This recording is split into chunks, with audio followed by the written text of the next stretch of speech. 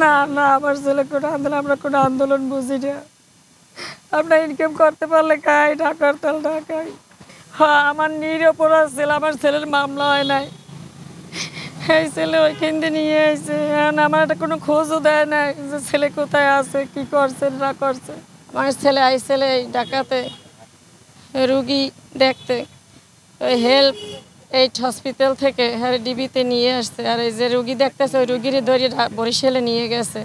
আমার ছেলের নামে কোনো কেস নাই, সেই জন্য তার সাথে দেয় নাই। এই ডিবিরে নিয়ে আসছে। এখন আমরা কোনো সন্ধান পাইতেছি না। 24 তারিখ 12টার সময় নাকি ধরছে। ডিবি নিয়ে আসছে, এটা আপনারা কিভাবে জানতে পারছেন? ওই যে যারা ঢাকাতে নিয়ে গেছে না, সে বলছে। আপনারা কি ডিবিতে যোগাযোগ করেছেন?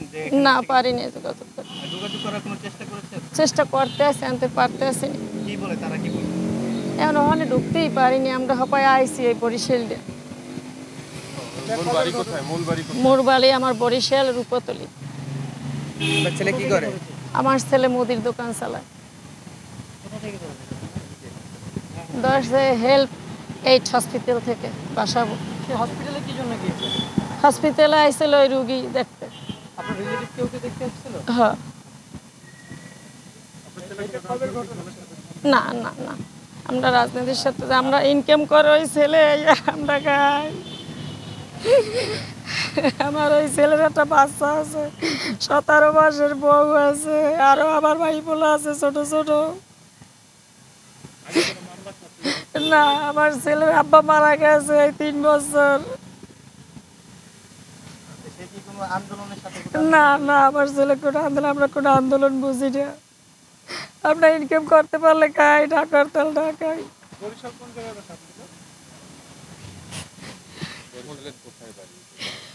বরিশাল রূপতলি। হ্যাঁ আমার নিরপরাধ ছেলে, আমার ছেলের মামলা হয় নাই। এই ছেলে ওইখান দিয়ে নিয়ে এসে এখন আমার একটা কোনো খোঁজও দেয় না যে ছেলে কোথায় আছে, কি করছে না করছে। আপনি কি চাচ্ছেন? শোয়া খাওয়াদার। আপনি কি চাচ্ছেন? এখন আমি চাচ্ছি আমার ছেলের সন্ধান চাই, যে আমার ছেলে কোথায় আছে, কি রকমের আছে, এইটা আমি দেখতে চাই। আপনি কি জিডি করেছেন বা করবেন? আমি জিডি করি নাই এখন পর্যন্ত, আমি তো ঢাকাতে আজকে বলে আসছি।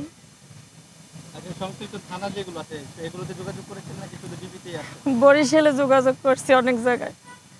তারা কি বলে? তারা বলে এখানে পাঠায় নাই, পাঠায় নাই।